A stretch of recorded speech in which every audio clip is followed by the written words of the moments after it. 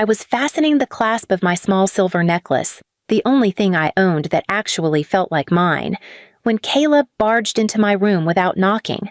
She never knocked. She acted like the entire house was her stage and everyone else was just background noise. She was already dressed in a sparkly gold dress, hair curled, heels on, makeup caked so heavily it looked like a mask. She scanned my neck, her eyes narrowing like a predator who'd finally spotted prey she thought had escaped.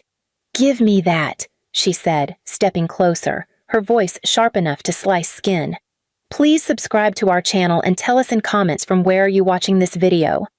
I shook my head before I could stop myself. "No, it's the only nice thing I have. Dad gave it to me." She scoffed so loudly it cut me off. "Dad gave it to you because he felt pity," she snapped. "The necklace belongs on someone who actually matters at the party." I stepped back, clutching the necklace like it was air I needed to breathe. "Kayla, please, I don't want to—" She didn't care about my words. She never had. She lunged and grabbed the chain, yanking it so hard it dug into the back of my neck. I stumbled, but I kept my hand over the pendant. "Stop! You're hurting me!" That only made her smile. "Oh, good. Pain suits you." Before I could react, she shoved me hard. My knees hit the wooden floor and my palms slapped down to protect my face. I didn't even have time to lift my head before she stepped forward and planted her heel right on the side of my face. Her entire weight pressed into my cheekbone, forcing my head flat against the floor. I gasped, a hot wave of humiliation flooding through me. The floor smelled like dust and old mop water, and her heel was digging so deep I felt the shape of it imprint into my skin. I tried to push up, but she ground down harder. "Stay down," she hissed. "This is where trash belongs." My breath shook, rage mixing with a sick kind of helpless panic. My fingers scraped against the floor, reaching for anything, some kind of balance, some kind of dignity, but she pressed harder. Then I heard the softest laugh. Not Kayla's, Mom's. She was leaning against the doorway with her arms crossed, watching like it was entertainment.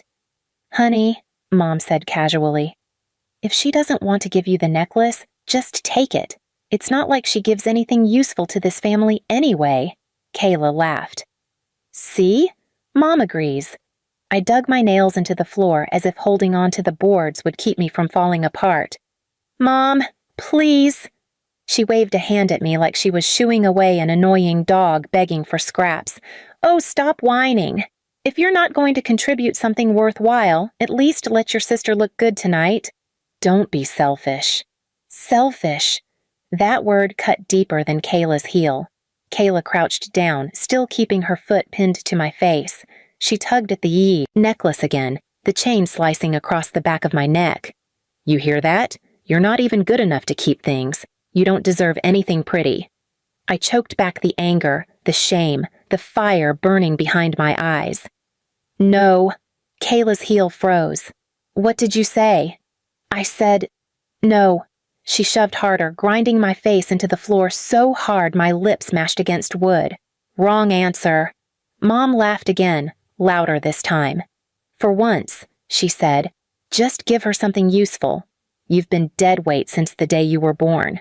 My stomach twisted, my throat tightened, my eyes burned hotter than anything I could explain. Hearing your own mother say something like that, it breaks something inside you that never fully repairs. Kayla tugged again, the chain finally snapping at the back. She lifted her foot off my face like she was done wiping something disgusting off her shoe. When I pushed myself up, my cheek was burning red, my lip bleeding, the broken necklace hanging in her hand. She dangled it in front of me mockingly. "You're lucky I didn't step harder. I could have ruined your face completely." Mom smirked. "It's not like it would make much difference." They walked away laughing, Kayla already putting the necklace around her own throat like she'd won something. I sat on the floor, trembling, not just from pain but from the humiliation of being treated like an object, a tool, an afterthought. I stared at the doorway long after they disappeared. Something inside me shifted that moment.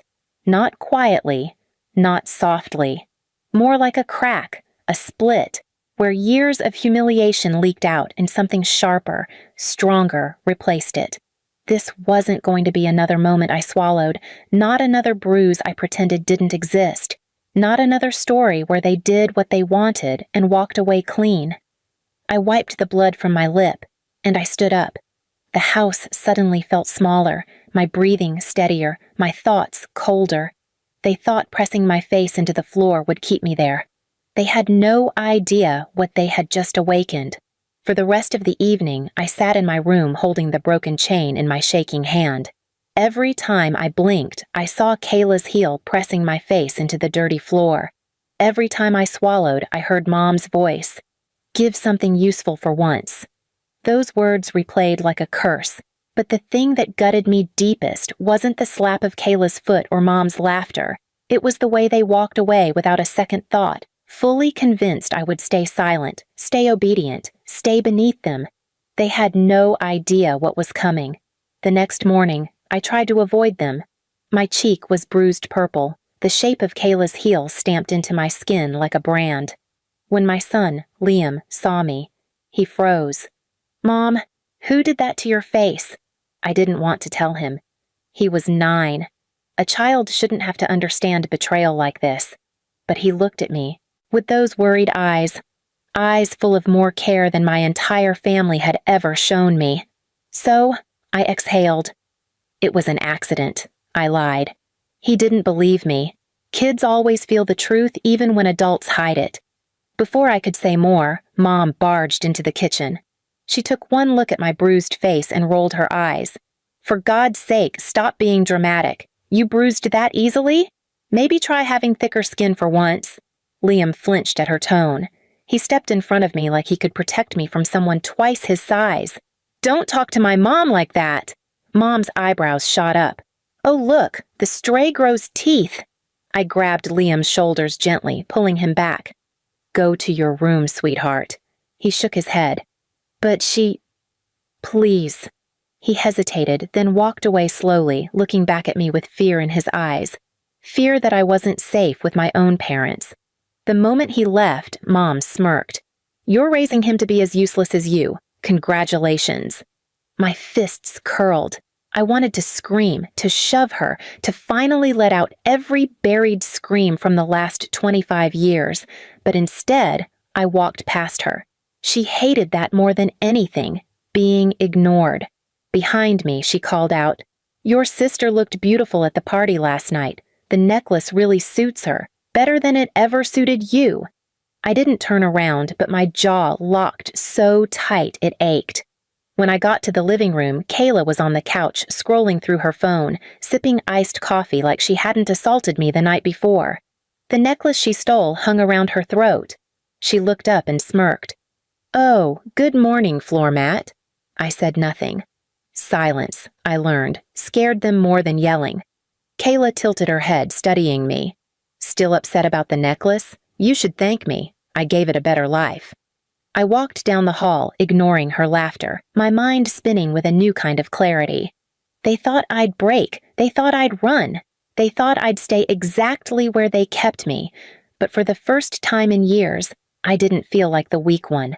I felt focused, sharp, still angry, yes, but in a way that felt controlled, calculated.